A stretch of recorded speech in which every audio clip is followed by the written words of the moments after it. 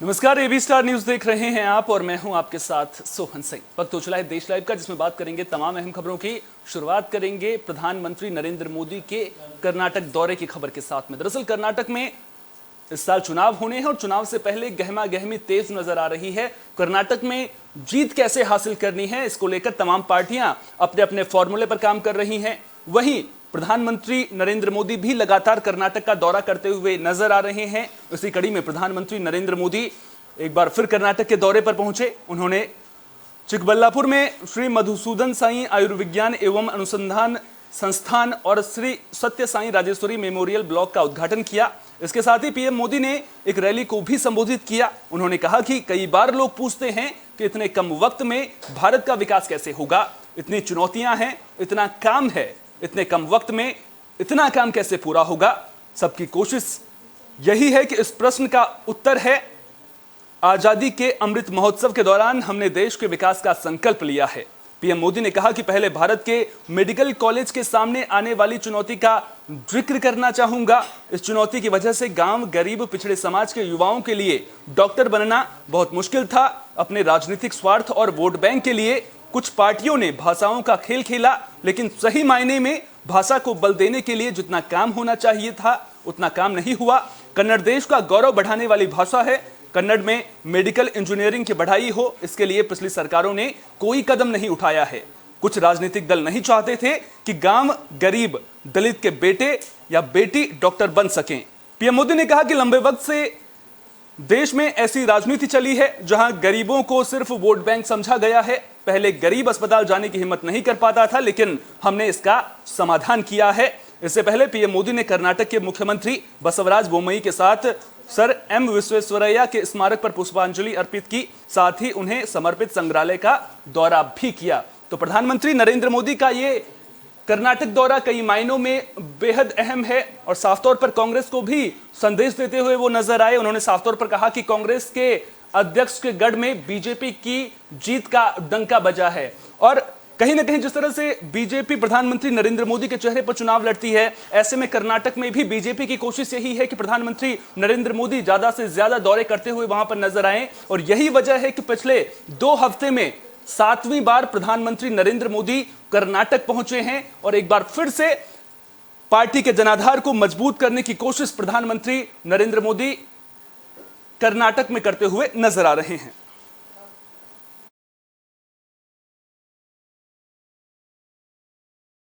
साथियों, हम स्वास्थ्य से जुड़ी नीतियों में माताओं बहनों को सर्वोच्च प्राथमिकता दे रहे हैं। जब मां का स्वास्थ्य, मां का पोषण बेहतर होता है तो पूरी पीढ़ी का स्वास्थ्य सुधरता है। इसलिए चाहे शौचालय बनाने की योजना हो, मुफ्त गैस कनेक्शन की योजना हो, हर घर तक नल से जल पहुंचाने की योजना हो, मुफ्त सैनिटरी पैड्स देने की योजना हो या पौष्टिक खाने के लिए सीधे बैंक में पैसे भेजना हो, ये सब माताओं बहनों के स्वास्थ्य को ध्यान में रखते हुए किया जा रहा है। विशेषकर ब्रेस्ट कैंसर को लेकर भी भाजपा सरकार सतर्क है। अब गांवों में जो हेल्थ एंड वेलनेस सेंटर खोले जा रहे हैं, वहां पर ऐसी बीमारियों की स्क्रीनिंग का प्रयास हो रहा है। मकसद यही है कि शुरुआती दौर में ही बीमारियों की पहचान की जा सके। इससे माताओं बहनों के जीवन पर बड़े संकट को हम रोकने में सफल हो रहे हैं। मैं बोम्मई जी और उनकी टीम को बधाई दूंगा कि कर्नाटका में भी 9,000 से अधिक हेल्थ एंड वेलनेस सेंटर बने हैं। हमारी सरकार बेटियों को ऐसा जीवन देने में जुटी है जिससे वो खुद भी स्वस्थ रहे और आगे जाकर के संतान भी स्वस्थ रहे। भाइयों और बहनों, आज मैं कर्नाटका सरकार की एक और वजह से प्रशंसा करूंगा। बीते वर्षों में भाजपा सरकार ने एएनएम और आशा बहनों को और सशक्त किया है। उन्हें आधुनिक टेक्नोलॉजी वाले गैजेट्स दिए गए हैं, उनका काम आसान बनाया गया है। कर्नाटका में आज लगभग 50,000 आशा और एएनएम कार्यकर्ता हैं, लगभग 1 लाख रजिस्टर्ड नर्सें और दूसरे हेल्थ वर्कर हैं। डबल इंजन सरकार इन सभी साथियों को हर संभव सुविधाएं देने के लिए जीवन आसान बनाने के प्रयासरत है। साथियों, आरोग्य के साथ साथ माताओं, बहनों, बेटियों के आर्थिक सशक्तिकरण पर भी डबल इंजन सरकार का पूरा ध्यान है। ये धरती तो मिल्क और सिल्क की धरती है। ये हमारी सरकार है जिसने पशुपालकों के लिए भी किसान क्रेडिट कार्ड की सुविधा सुनिश्चित की है। पशुओं का स्वास्थ्य ठीक रहे, इसके लिए सबसे बड़ा मुफ्त टीकाकरण अभियान भी हमारी सरकार ने शुरू किया।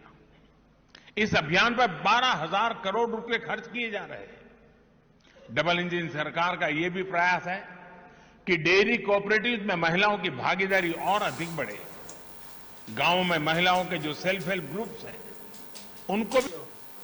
बुलेटिन में अब बात राहुल गांधी की भी कर लेते हैं। दरअसल राहुल गांधी की संसद सदस्यता रद्द होने के बाद से इस मामले को लेकर सियासत परवान चढ़ती हुई नजर आ रही है। एक और सांसदी जाने के बाद राहुल गांधी ने प्रेस कॉन्फ्रेंस की। उन्होंने सरकार पर अदानी मुद्दे से ध्यान भटकाने का आरोप लगाया। वहीं अब राहुल गांधी के आरोपों पर बीजेपी नेता और केंद्रीय मंत्री रविशंकर प्रसाद ने पलटवार किया है। उन्होंने कहा कि राहुल पर मानहानि के 60 मामले चल रहे हैं। उन्होंने पिछड़े समाज का अपमान किया था, ये कहते हुए कि ये सारे मोदी चोर क्यों होते हैं। आलोचना का मतलब गाली देना नहीं होता है। राहुल गांधी को 2019 में दिए गए उनके एक भाषण पर सजा हुई है। रविशंकर प्रसाद ने आगे कहा कि आज अपनी प्रेस वार्ता में राहुल गांधी ने कहा कि मैं सोच समझकर बोलता हूं। तो राहुल गांधी ने जो 2019 में कहा था, क्या उन्होंने वो सोच समझकर कहा था जब उन्होंने पिछड़ों का अपमान किया था। रविशंकर प्रसाद ने प्रेस कॉन्फ्रेंस के दौरान आगे कहा कि मोदी की सबसे बड़ी संख्या पिछड़े समाज से आती है। आलोचना का मतलब गाली देना नहीं होता है। किसी को भी देश में गाली देने का अधिकार नहीं है। राहुल ने पिछड़े समुदाय को गाली दी है, बेइज्जत किया है। अगर राहुल को गलत बात कहने का अधिकार है तो पिछड़ों को भी कोर्ट जाने का अधिकार है। कोर्ट ने उन्हें माफी मांगने का मौका भी दिया था, लेकिन उन्होंने माफी मांगने से इनकार कर दिया। रविशंकर प्रसाद ने आगे कहा कि बीजेपी यह मानती है कि राहुल गांधी ने जानबूझकर पिछड़ों का अपमान किया है और हम इसकी भर्त्सना करते हैं। बीजेपी नेता ने राहुल गांधी पर विदेश में जाकर झूठ बोलने का आरोप लगाया।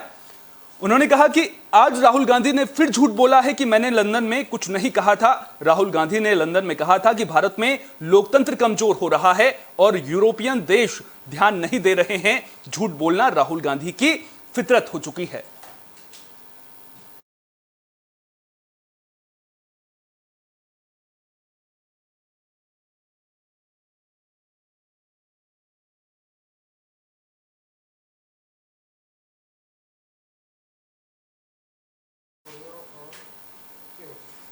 तो राहुल गांधी की प्रेस कॉन्फ्रेंस और उस पर बीजेपी का पलटवार, यानी कि इस पूरे मामले को लेकर के भी अब सियासत परवान चढ़ती हुई नजर आ रही है। और अब राहुल गांधी के बयानों को पिछड़ों के अपमान से जोड़कर बीजेपी देख रही है।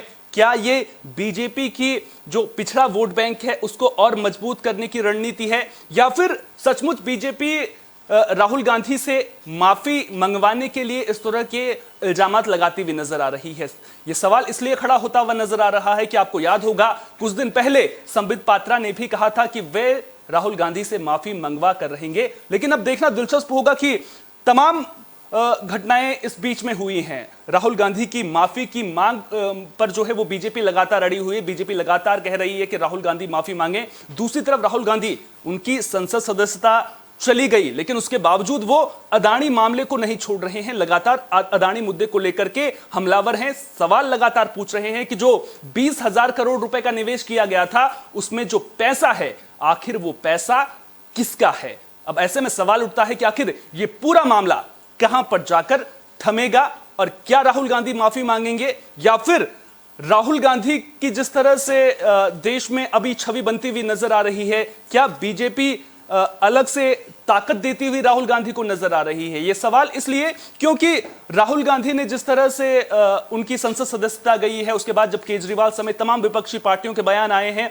तो क्या कहीं ना कहीं राहुल गांधी को विपक्ष का साथ मिलता हुआ भी नजर आ रहा है। और अब ऐसे में देखना दिलचस्प होगा कि जनता के बीच में इस तमाम घटनाक्रम का, जो सियासी घटनाक्रम देश में चल रहा है, चाहे वो राहुल गांधी के मुद्दे पर कांग्रेस कार्यकर्ताओं का हंगामा हो, चाहे कोर्ट ने जो सजा दी है उस पर सवाल उठाने का मामला हो, इन तमाम को लेकर के जनता के बीच में क्या संदेश जा रहा है, इसका सीधा नतीजा कहीं ना कहीं 2024 के चुनावी परिणामों में देखने को मिलेगा। चलिए अब बात मनीष सिसोदिया की भी कर लेते हैं। मनीष सिसोदिया को फिलहाल राहत मिलती हुई नजर नहीं आ रही है। आपको बता दें कि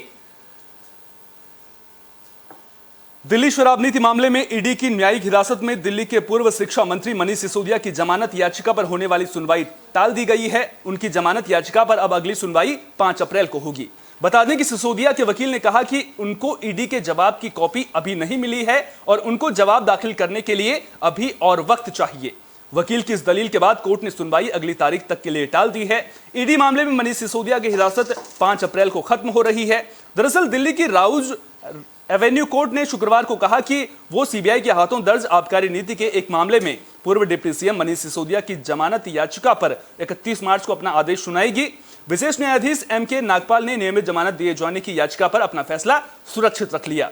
कोर्ट ने कहा कि सीबीआई की ओर से आरोपी को नियमित जमानत दिए जाने के विरोध में जवाब दिया गया है। मुकदमे की प्रति और उससे संबंधित दस्तावेज आरोपी के वकील को दे दिए गए हैं। अधिकारियों ने कहा कि वकील को केस डायरी की प्रति और कुछ गवाहों के बयान भी उपलब्ध कराए गए हैं।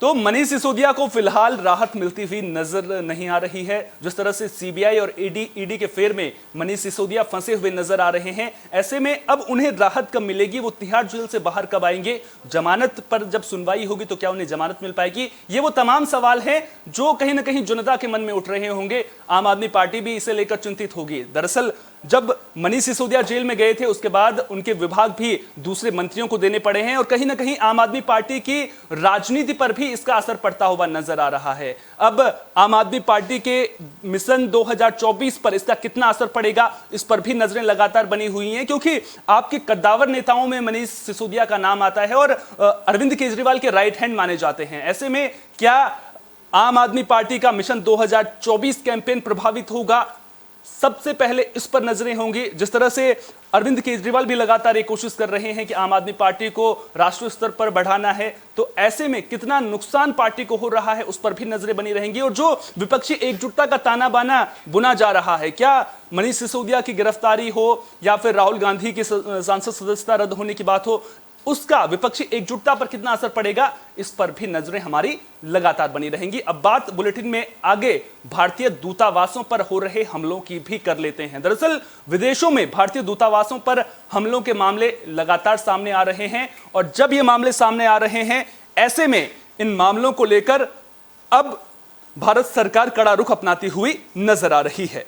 भारत ने कहा है कि विदेश में भारतीय मिशनों में तोड़फोड़ की घटनाओं को अंजाम देने वालों के खिलाफ संबंधित देशों से सिर्फ आश्वासन नहीं बल्कि इन घटनाओं में शामिल लोगों के खिलाफ कार्रवाई की उम्मीद भारत करता है। विदेश मंत्रालय के प्रवक्ता अरिंदम बागची ने प्रेस कॉन्फ्रेंस में कहा कि भारत उम्मीद करता है कि संबंधित देश ऐसी घटनाओं को दोबारा घटने से रोकने के लिए कदम उठाएंगे। आपको बता दें कि कट्टरपंथी उपदेशक अमृतपाल सिंह के खिलाफ पंजाब में पुलिस कार्रवाई के बाद खालिस्तान समर्थकों ने London, British Columbia, San Francisco में भारतीय मिशनों में तोड़फोड़ की थी। विदेश मंत्रालय के प्रवक्ता ने साफ कहा है कि हमें केवल आश्वासनों में रुचि नहीं है, हम कार्रवाई देखना चाहते हैं। भारत ने इस मुद्दे को कनाडा के अधिकारियों के सामने भी उठाया है, जहां भारतीय उच्चायुक्त को एक कार्यक्रम में शामिल होने का कार्यक्रम रद्द करने को मजबूर होना पड़ा। हमारी ये अपेक्षा है कि किसी भी देश में हमारे राजनयिक अपने वाजिब और सामान्य राजनयिक कर्तव्यों एवं कार्यों को पूरा कर सकें और मेजबान देशों को ऐसा करने के लिए उपयुक्त माहौल सुनिश्चित करना चाहिए। वहीं दूसरी ओर इस मामले में विदेश मंत्री एस जयशंकर भी सख्ती के मूड में हैं। बेंगलुरु में उन्होंने कहा कि भारत सुरक्षा के अलग अलग मानकों को स्वीकार नहीं करेगा। उन्होंने ब्रिटेन पर उच्चायोग के राजनयिकों को सुरक्षा प्रदान करने के दायित्व को पूरा नहीं करने का भी आरोप लगाया, जिसकी अपेक्षा उस देश से की जाती है जहां उच्चायोग या वाणिज्य दूतावास स्थित होता है।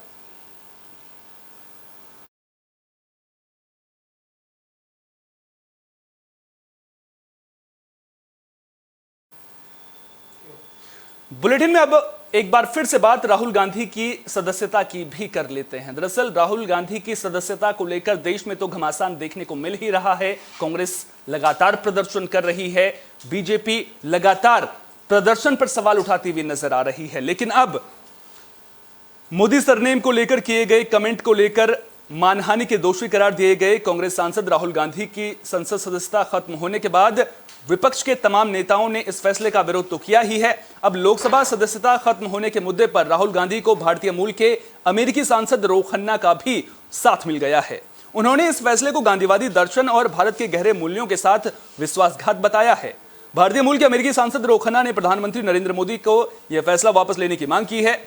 राहुल गांधी को सूरत कोर्ट ने 23 मार्च को मोदी सरनेम को लेकर की गई टिप्पणी के लिए दोषी ठहराया था और 2 साल की सजा सुनाई थी। सांसदी जाने के चलते कांग्रेस नेता के 8 सालों तक चुनाव लड़ने पर प्रतिबंध अब लगता हुआ नजर आ रहा है, अगर वो किसी उच्च अदालत से अपनी सजा पर रोक हासिल नहीं कर सकते हैं। अब ऐसे में इस पूरे मामले को समझना कहीं ना कहीं बेहद जरूरी हो गया है।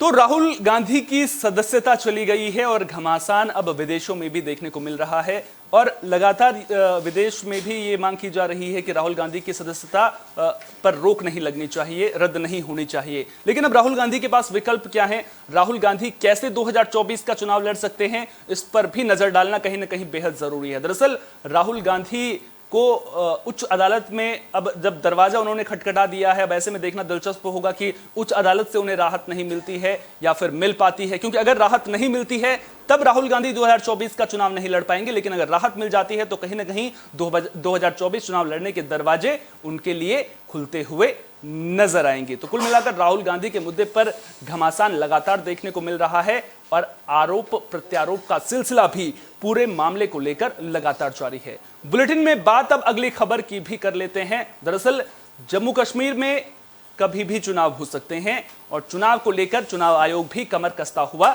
नजर आ रहा है। दरअसल चुनाव आयोग ने जम्मू और कश्मीर में मतदाता सूची का फिर से निरीक्षण करने का आदेश दिया है। सरकार 2019 के बाद जम्मू कश्मीर के दोबारा केंद्र शासित प्रदेश बनाने के बाद ऐसा दूसरी बार है जब वो मतदाता लिस्ट का निरीक्षण करने जा रही है। चुनाव आयोग ने जम्मू कश्मीर समेत 3 अन्य राज्यों में फिर से मतदाता निरीक्षण करने का आदेश दिया है। चुनाव आयोग की यह कवायद 5 अप्रैल को मतदाता सूची के मसौदे के प्रकाशन के साथ शुरू होगी और 10 मई को अंतिम मतदाता सूची के प्रकाशन के साथ खत्म हो जाएगी। जम्मू और कश्मीर, हिमाचल प्रदेश और गुजरात के मुख्य निर्वाचन अधिकारियों ने एक प्रेस रिलीज जारी कर इस बात की जानकारी दी। दरअसल 2022 में हिमाचल प्रदेश और गुजरात में चुनाव हुए थे। 1 साल से भी कम वक्त में यह दूसरी बार है जब चुनाव निकाय ने जम्मू कश्मीर में मतदाता लिस्ट के दोबारा निरीक्षण कर उनको संशोधित करने का आदेश दिया है। बीते साल जून 2022 में इलेक्शन कमीशन ने जम्मू कश्मीर में मतदाता सूची के विशेष निरीक्षण करने का आदेश दिया था और यह संशोधन 25 नवंबर 2022 को पूरा हुआ था।